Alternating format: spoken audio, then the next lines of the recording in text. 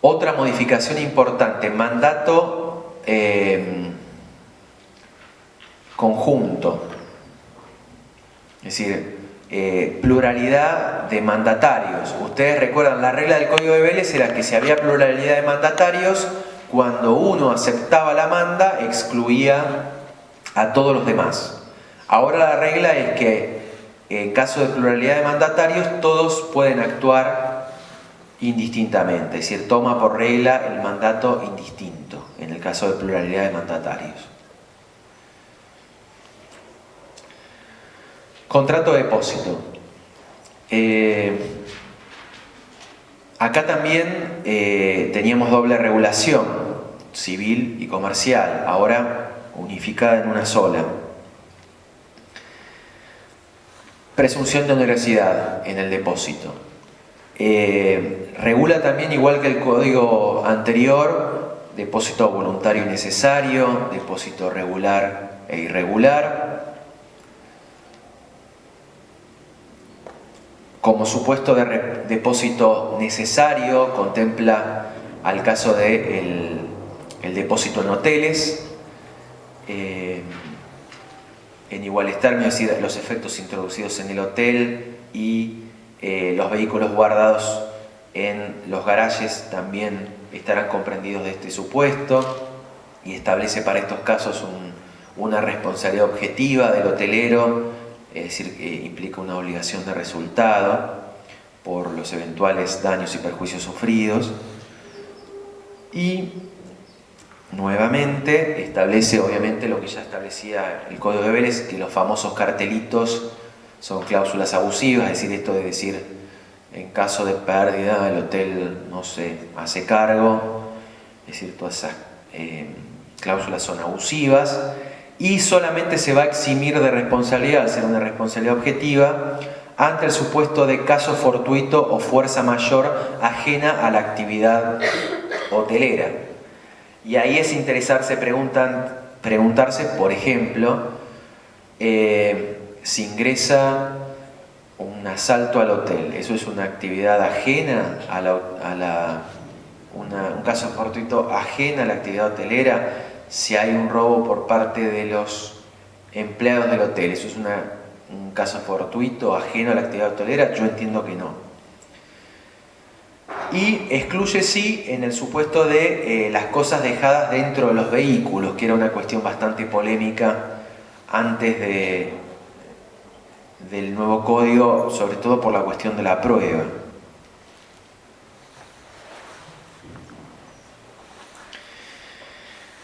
Otra novedad del código, asimila la responsabilidad del hotelero a otro tipo de establecimientos, como hospitales, sanatorios, casas de salud y deporte, restaurantes, garajes, lugares y playas de estacionamiento. Es decir, los famosos cartelitos en esos lugares también la casa no se hace responsable del robo, hurto, cuide sus objetos personales, también sean cláusulas abusivas. Y en el caso de la playa de estacionamiento y garage, no rige la exclusión de los objetos introducidos dentro del vehículo, es decir, también va a responder el garagista por esos objetos eventualmente. Cuando dice el código se tratan a título oneroso, ¿qué podemos decir desde el derecho del consumidor? Si es un contrato de consumo, no va a importar que fuese oneroso o gratuito, es decir, la práctica de supermercados o centros comerciales de establecer playas de estacionamiento en teoría gratuitas como forma de atraer al público también van a estar comprendidas dentro de estos supuestos por el derecho del consumidor. Vamos a otros contratos que eran atípicos, los contratos de comercialización. Y les decía, el derecho del siglo XXI es el derecho de los vulnerables, y eso se da también muchas veces en las contrataciones entre empresas que forman parte de una cadena de valor, donde en general el último eslabón de la cadena es la parte más débil en relación a el fabricante, el importador, que generalmente es el que impone las condiciones de comercialización. El nuevo código, entonces, para estos supuestos donde se da muchas veces una posición dominante, establece regulaciones para los contratos de agencia, de concesión y de franquicia.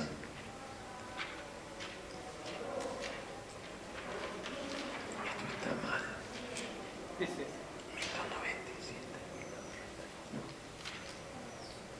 Desordeno esto. Era cierto lo de la luz, yo ya directamente a ustedes no los veo. El contrato de agencia, el artículo 1479, lo define como el contrato por el cual un sujeto, al que llama agente, promueve negocios por cuenta de otro. ¿Qué hace el agente? Crea, mantiene o fomenta clientela para un empresario sin tener vinculación directa con esos clientes que promueve para el empresario, teniendo ambos dos empresas autónomas. ¿Qué ha dicho la doctrina laboralista de esto de regular el contrato de agencia? Que el contrato de agencia, si tomamos la definición que está del 1479 y leemos la del Estatuto del Viajante de Comercio, es la misma. Entonces, la diferencia está que en esta es supuestamente un empresario que actúa autónomamente. ¿Qué dicen los laboralistas? Esto no es más que un fraude a la ley laboral. Así que habrá que ver en qué casos se vislumbra esto o lo otro. Se trata de un contrato oneroso, es decir, la contraprestación del agente va a ser una comisión por las operaciones que él logre para el empresario, contrato de adhesión entre empresas de duración. Se establece la posibilidad de que el agente tiene derecho a exclusividad en el ramo de los negocios en una zona geográfica o un grupo de personas determinadas. Esto es una nota característica del contrato de agencia. Y también la posibilidad de que un agente actúe para diferentes empresarios, pero no en el caso de que sean del mismo rubro de negocios, salvo autorización expresa. El tiempo, dijimos, es un elemento esencial en este tipo de contratos de duración. Por eso vamos a ver, se regula muchas cuestiones al respecto. En primer lugar, en relación al plazo se establece que, excepto pacto en contrario, se entiende que el contrato de agencia se celebra por tiempo indeterminado y que la continuación de un contrato vencido da origen a un contrato por tiempo indeterminado. Lo que vamos a ver en estos contratos hablamos ya de consumerización del derecho privado, de comercialización del derecho privado. Esto es la laboralización del derecho privado. Vamos a ver que tienen notas muy características del derecho laboral. Se establece en estos contratos la obligación, en el caso de que se quiera ejercer el derecho a rescindir unilateralmente el contrato, el debido preaviso. ¿Cuánto tiene que ser ese preaviso? 1 mes por cada año de vigencia del contrato. Si el contrato dura 20 años, serán 20 meses. Omisión de preaviso, pago de las ganancias perdidas durante ese tiempo. Integración del mes, también, como en el derecho laboral, es decir, si el plazo dura el mes, es todo el mes calendario.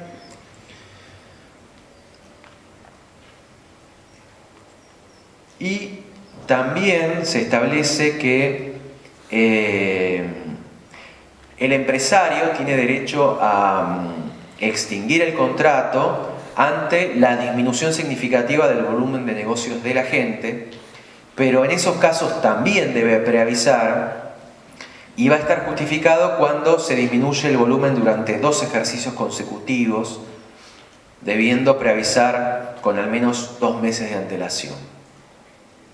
Esto tiene justificación obviamente porque en este tipo de contratos de duración el agente como el resto de los casos que vamos a ver, generalmente hace inversiones a largo plazo, entonces de esta manera se aseguran estas cuestiones. Y otra cuestión interesante en materia de contrato de agencia es el derecho a la compensación de clientela en el caso de rescisión del contrato. Ese derecho de compensación de clientela implica el derecho a percibir las ganancias, el equivalente a las ganancias que el agente le hace ganar al empresario por demás de su vínculo contractual. Y se establece que a falta de acuerdo, la compensación debe ser fijada judicialmente y no puede exceder del importe equivalente a un año de remuneraciones, teniendo en cuenta los últimos 5 años de labor.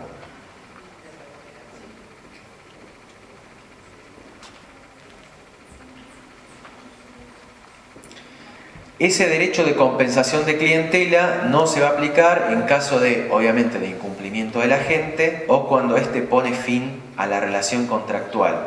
Pero aún cuando él pone fin a la relación contractual, y por eso hablamos de la laboralización de este tipo de contratos, en el caso de que él se retire por razón de su edad, invalidez o enfermedad, también va a tener derecho a ejercer la solicitud de la compensación de clientela.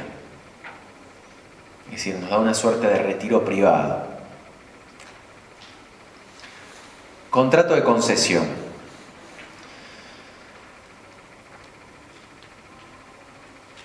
El contrato de concesión, a diferencia de la agencia, el concesionario actúa en nombre propio y por cuenta propia frente a terceros. Y dispone de su organización empresaria para comercializar bienes del empresario y prestaciones accesorias como prestar servicios o proveer repuestos. También contrato oneroso, en este caso la retribución del concesionario generalmente es o una comisión fija o variable, un margen de precios o una cantidad de unidades fijas, por ejemplo, si es concesionario de automotores, ciertas cantidad de unidades sin cargo. ¿Quiénes son exclusivos? ¿Hay exclusividad? En eso, exactamente, se puede pactar la exclusividad y esa exclusividad es para ambas partes, establece el 1503. El concedente no puede autorizar otra concesión en el mismo territorio o zona y el concesionario no puede por sí o por interpósita persona ejercer actos propios de la concesión fuera de estos límites o actuar en actividades competitivas. Y otra cosa interesante que implicaba muchas veces una práctica abusiva y una forma elegante de deshacernos del concesionario, es que la concesión comprende todas las mercaderías fabricadas o provistas por el concedente, porque muchas veces decían no, hasta determinado modelo, y ya los modelos nuevos no lo comprendía y era una forma elegante de sacármelo de encima. También en estos casos se regula la cuestión del plazo mínimo de 4 años, salvo que el concedente provee instalaciones. Cuando se continúa la relación contractual se lo entiende por tiempo indeterminado. También, al igual que la agencia, se establece el deber de preaviso en los mismos términos, es decir, 1 mes por cada año de vigencia del contrato. Y también se establece la obligación del concedente de readquirir los productos y repuestos en poder del concesionario al mismo precio que los ofrece en el mercado, establece el 1508. Y las reglas del contrato de concesión también se van a aplicar subsidiariamente a otras formas atípicas de distribución comercial. En materia de franquicia o franchising, como se lo llamaba en la doctrina, la franquicia, ustedes saben, no es más que la clonación o la reproducción de un modelo exitoso. Por esas cuestiones de la sociedad de consumo, muchas veces yo pongo una cafetería, brindo el mismo café, la misma torta, pero si tiene nombre tal, seguramente ese poder de la marca jugará en el mercado de manera más satisfactoria. Esto justamente regula el contrato de franquicia. Es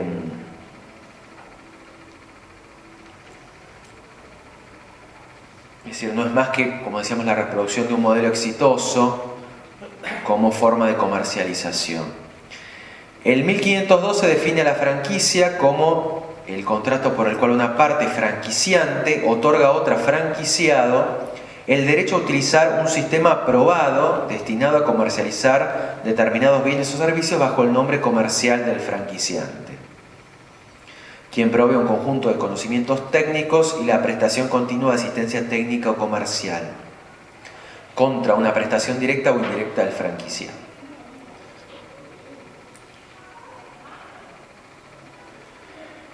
Establece también el artículo que el franquiciante debe ser titular exclusivo del conjunto de lo que llamamos el know-how de la franquicia, es decir, los derechos intelectuales, marcas, patentes, nombres comerciales, derechos de autor y demás comprendidos bajo esta franquicia, o su derecho a utilización y transmisión al franquiciado.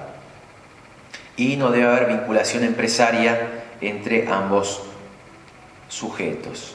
También, como decíamos, contrato de duración, oneroso, entre empresas, de adhesión.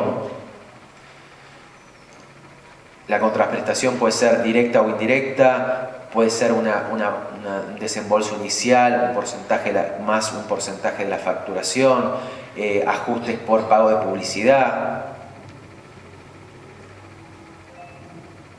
¿Qué regulaciones interesantes establece el Código en materia de contrato de franquicia? En primer lugar, en la etapa precontractual, el deber del futuro franquiciante de proveer información económica y financiera sobre la evolución de 2 años de unidades similares a la ofrecida en franquicia. La obligación de comunicar el conjunto de conocimientos técnicos, los manuales de operaciones y la asistencia técnica necesaria, como así también asegurar la provisión de bienes o servicios en cantidades necesarias y a precios razonables. También se regula la cuestión del plazo en la franquicia, un plazo mínimo también de 4 años, excepto para, por ejemplo, si yo quiero poner una franquicia de Bonafide, la primera franquicia argentina, de capital argentino, para una feria, es decir, para una actividad en particular, y al vencimiento del plazo también se lo tiene prorrogado ocasionalmente por un plazo sucesivo de 1 año, excepto expresa denuncia de una de las partes antes del vencimiento con 30 días de antelación. Como vemos, esto marcado de la cuestión de la debida antelación por las inversiones que muchas veces están detrás de los contratos de duración. Se establece que las franquicias son exclusivas para ambas partes. Se regulan también cláusulas abusivas específicas en materia de franquicia, la prohibición de cuestionar los derechos del franquiciante de propiedad intelectual, las de adquirir mercaderías comprendidas en la franquicia a otro franquiciado, es decir, yo tenía una franquicia, la quiero cerrar, tengo mercadería, se la quiero vender a otra franquicia, muchas veces, sobre todo en las alimentarias, la que ustedes se imaginan, estaba esa cláusula de prohibición de comprar el pan, los aderezos a otro franquiciado, aun cuando era la misma mercadería. Eso va a ser una cláusula abusiva. Y otra cláusula también muy usual en ese tipo de contratos, la prohibición de establecer, por ejemplo, una cámara de franquiciados. Eso también, la prohibición de reunirse o establecer vínculos no económicos con otros franquiciados también va a ser una cláusula abusiva. ¿Qué va a responder el franquiciante? Va a responder, en principio se establece que son 2 sujetos independientes, sin relación laboral entre ellos. Por lo tanto, el franquiciante no responde por las obligaciones del franquiciado. Dice, excepto disposición legal expresa en contrario. ¿Cuál sería un ejemplo? La norma de protección al consumidor, donde franquiciante y franquiciado van a ser sujetos responsables frente al consumidor. ¿El derecho laboral Ahí vamos. El segundo inciso. Los dependientes del franquiciado no tienen relación jurídica laboral con el franquiciante, sin perjuicio de aplicación de las normas sobre fraude laboral. Y ahí también es muy polémico esa mención, porque muchos laboralistas entienden que detrás de la franquicia muchas veces está una forma de tercerización y traslación de riesgos al franquiciado que justamente brinda cierta indemnidad o inmunidad al franquiciante. Obviamente que con las dificultades que trae la cuestión de probar el fraude laboral, muchas veces esa sería la única opción para poder ir contra el franquiciante. También podría irse por el token laboral, en un diálogo armónico de no. Sí, sin duda, y aparte teniendo en cuenta que el derecho del trabajo también es de orden público,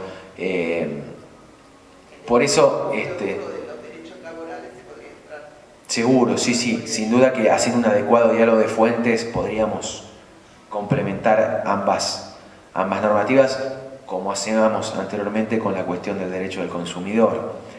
El franquiciante no responde ante el franquiciado por la rentabilidad del sistema, dice también. ¿Cómo podríamos ir contra el franquiciante? Si me brindó información errónea al momento de la etapa precontractual, es decir, la información que me debió suministrar sobre 2 negocios ya aprobados. Pues la franquicia es un negocio ya aprobado para ser franquicia.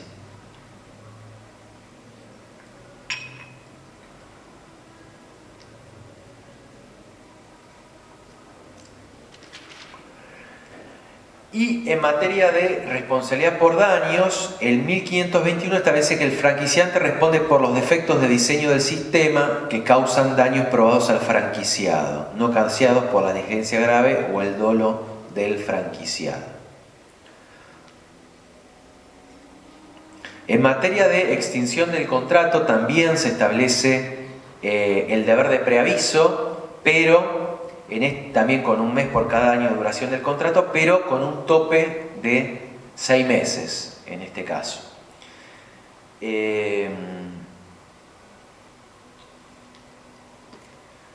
Bien, ¿alguna pregunta más hasta acá? Contrato de mutuo. Es una maratón esto, ¿no? Regla de onerosidad. Acá nuevamente la comercialización del derecho privado, salvo pacto en contrario. Obligaciones del mutante, como me dijo una vez un alumno en un examen.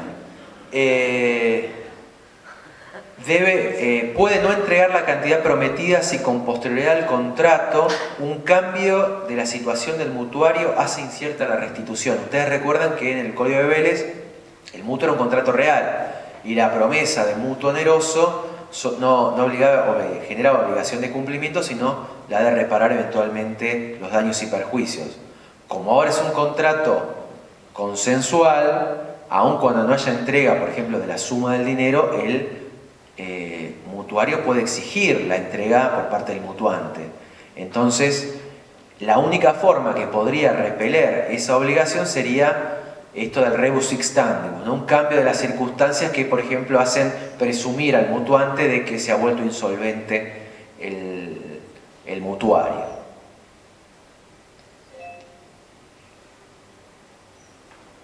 Plazo de restitución. Si nada se ha estipulado dentro de los 10 días de requerirlo, el mutuante debe entonces restituir las sumas recibidas.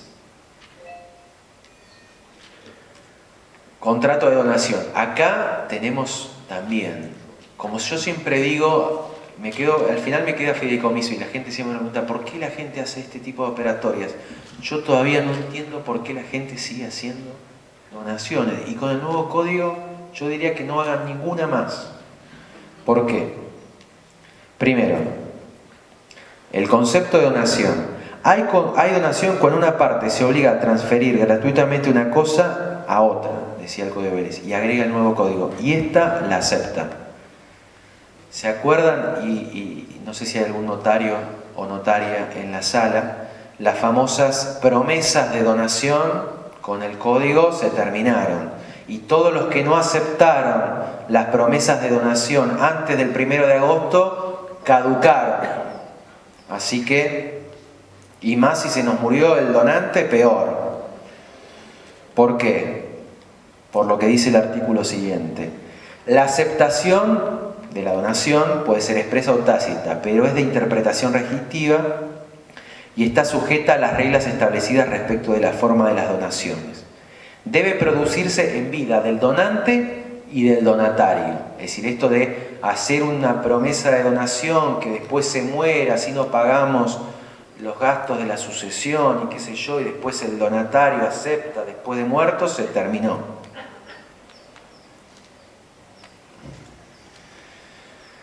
Otro resabio de las muchas manos, como llaman algunos del código.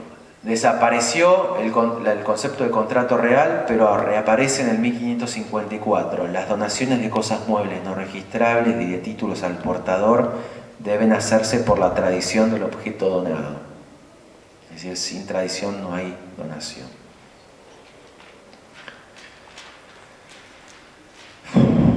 Otro gran problema. Las donaciones inoficiosas. ¿Por qué? ¿Qué cambia con el nuevo código? El 2459 establece que la acción de reducción no procede contra el donatario ni contra el subadquirente que ha poseído la cosa durante 10 años computados desde la adquisición de la posesión.